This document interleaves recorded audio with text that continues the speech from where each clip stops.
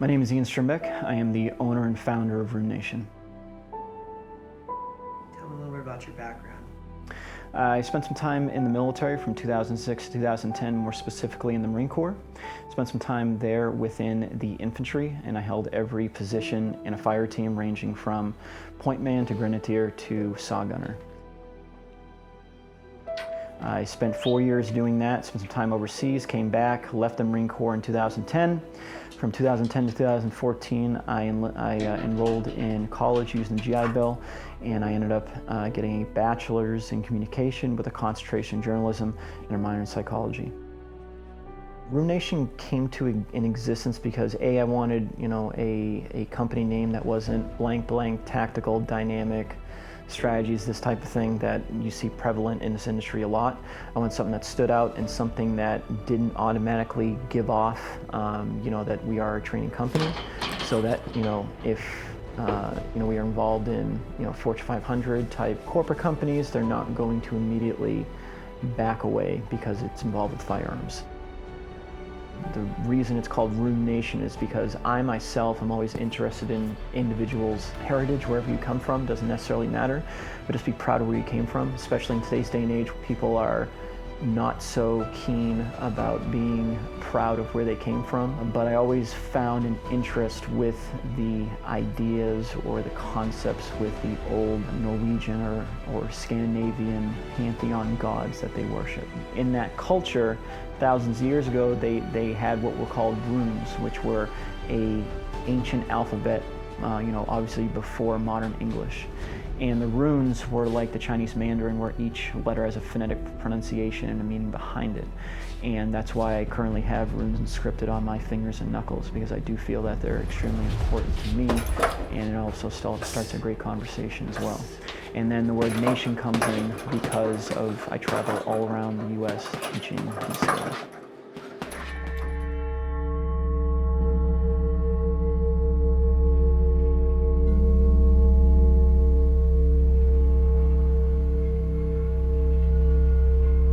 So yoga is, in my opinion, a necessary thing that any able-bodied person should do in order to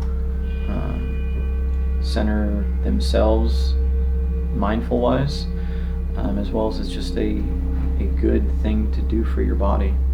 Especially somebody like myself travels a lot, jiu-jitsu, lifting, body gets beat up a lot. It's a good way to make your body more limber, and for me, more importantly, because I also do other activities such as martial arts and lifting that it's not really super physical for me. It's more about a mental shift for myself. So being able to remove myself from any type of external stimulus, locking myself away, so to speak, in my bedroom or my basement to do the yoga, and just having that 30 or so minutes to just focus on my bodily movement, as well as, more importantly, focusing on my own breath.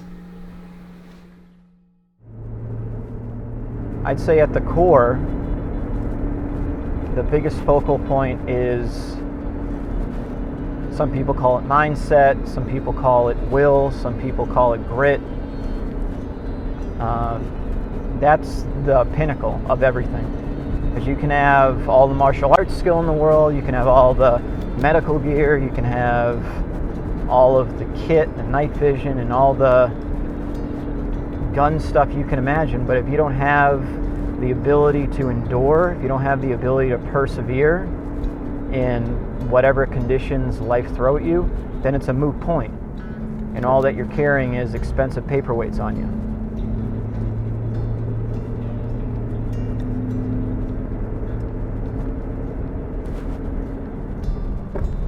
What sets Runenation apart with companies?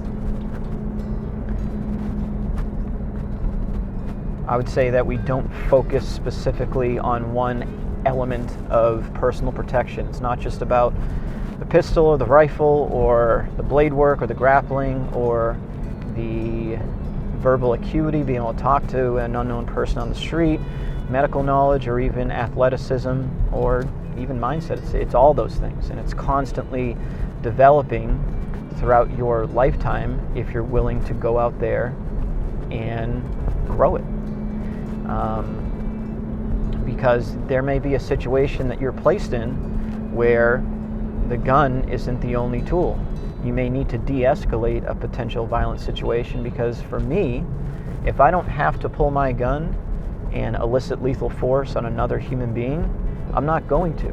I want to go home to my family at the end of the day, be able to sleep in my own bed and go to bed with a clear conscience, without having to deal with being treated like a criminal, getting in handcuffs, having my firearm taken away and placed in an evidence locker, having to deal with the back and forth of court, having to deal with all the fees involved with that. And that's a lot of things that people don't take into perspective. A lot of the people don't really think pragmatically in this perspective. Always say, oh, I'd rather be judged by 12 than carried by 6. And that's all well and good if you're actually financially prepared for that and mentally prepared for that. Because it doesn't really take too much effort to be able to draw a gun and press the trigger until the threat is no more. But it's everything that's leading up to that point, in that moment, and then post-shooting as well. And a lot of people just think about the beginning and then the middle. They don't think about the end portion of it. And for me, I like to give my clients the perspective that it's being a jack of all trades and a master of none.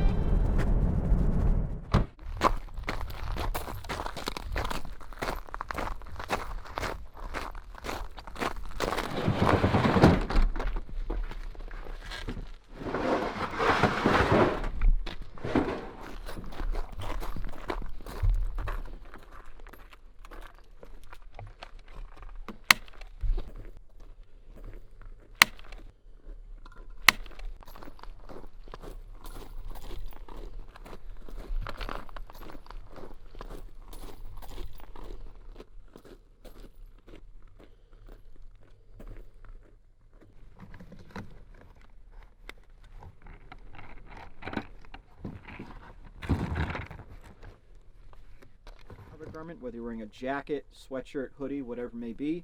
From there, it's going to be touch. You're going to gain a master grip of the gun inside your holster.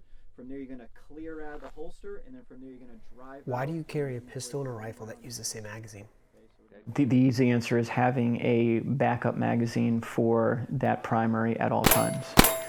Whereas you have an AR and then you have a pistol, you have two completely different calibers, two completely different magazine setup.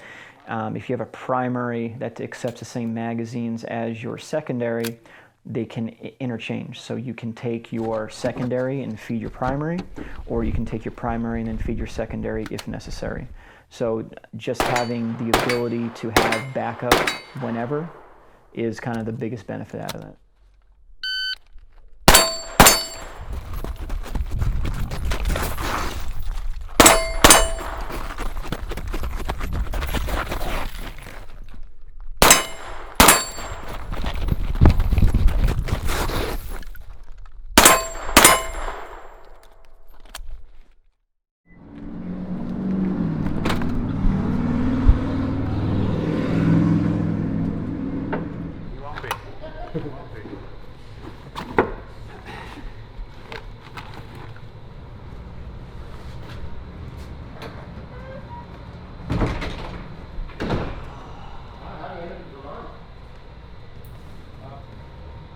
Was he a competitor or one of the more self-defense focused guys? He competed.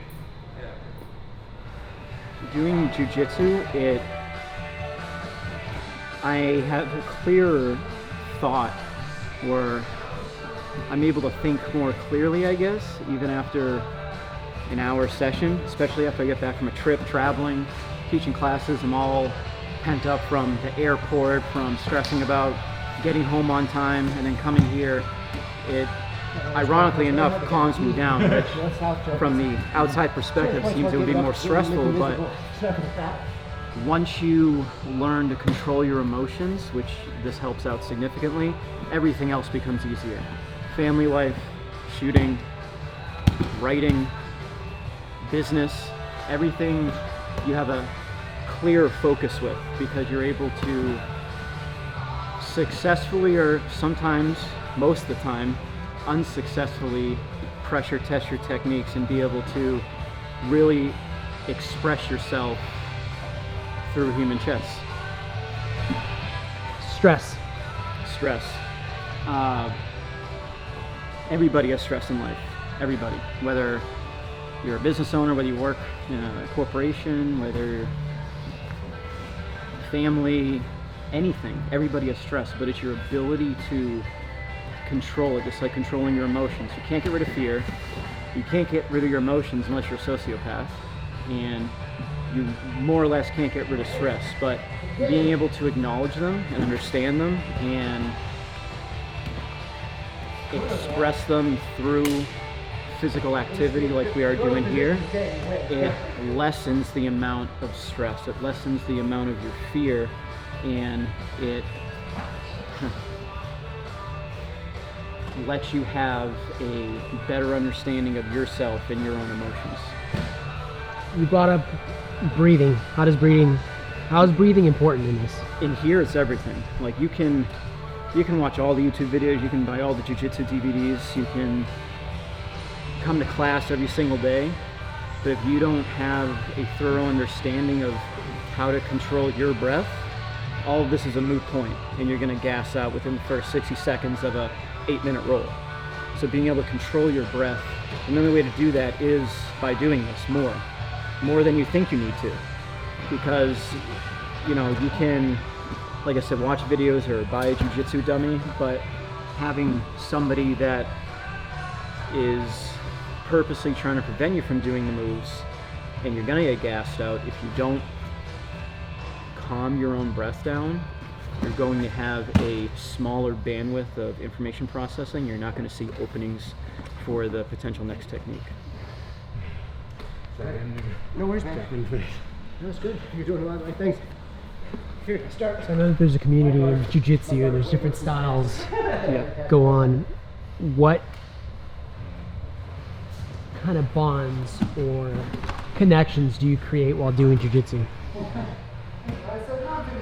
Well, you definitely create a better understanding of that intimacy, that closeness with another human being. It's not normal in our culture, especially in American culture, to be that close to somebody else.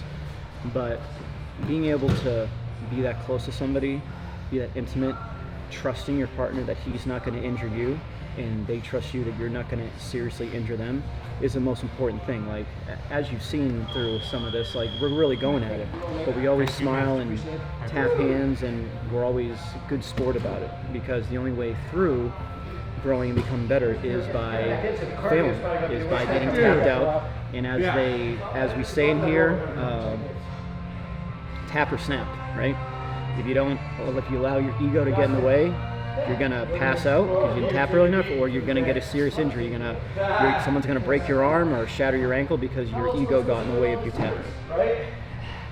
So it's this enhances your own humility, which I think a lot of us need more than we think. Whew.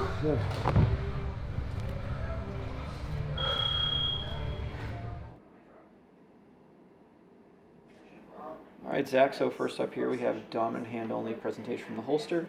So let's go and check it out. So as you can see here, taking dominant hand, clearing cover garment, driving dominant hand down to gain your master grip. Gun comes out, dropping your elbow to that flat line of presentation. In 2020, we had to deal with the whole COVID thing that everyone else had to deal with. So for me, had to deal with a lot of moving around classes, pushing classes, canceling classes, doing private and one-on-ones with students, as well as what we're dealing with now, more specifically, is my remote coaching, when ammo is so scarce currently.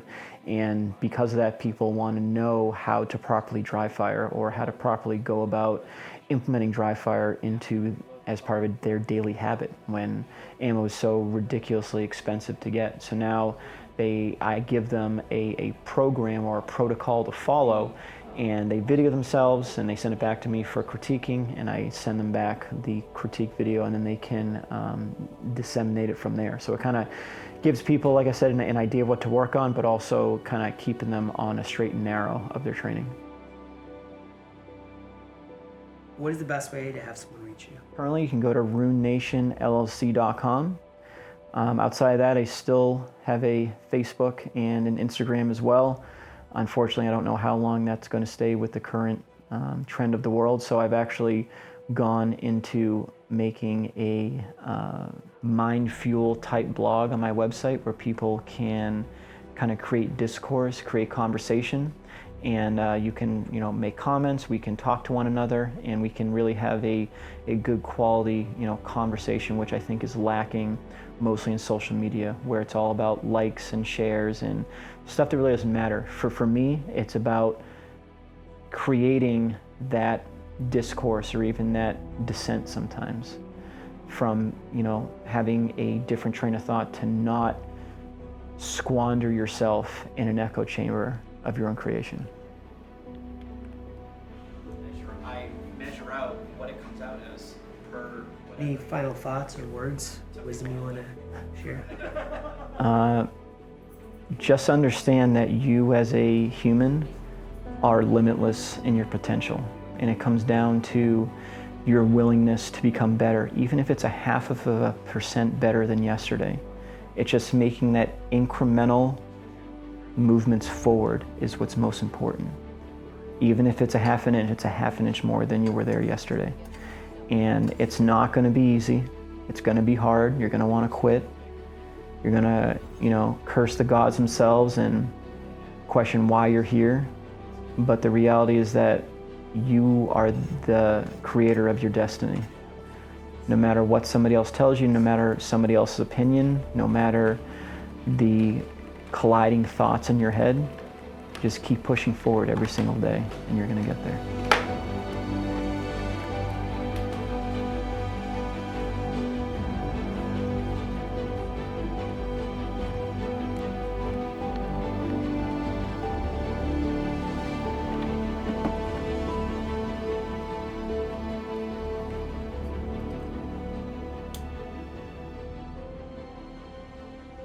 No one is coming to save you. The reason that I came up with that specific motto is because a lot of people in the current world that we live in rely on other people, not only for their safety, but just from a basic information processing standpoint. People rely on others to tell them what to do, tell them what to wear, tell them what to listen to, tell them what their opinion is. It comes down to your level of personal autonomy for you to ask the hard questions, even if they may hurt. Even if you may feel uncomfortable answering those questions for yourselves, but you are the one that needs to do that, not anybody else. And especially when it comes to the safety of yourself, your loved ones, your partner, your teammate, it's on you to bring yourself and them home.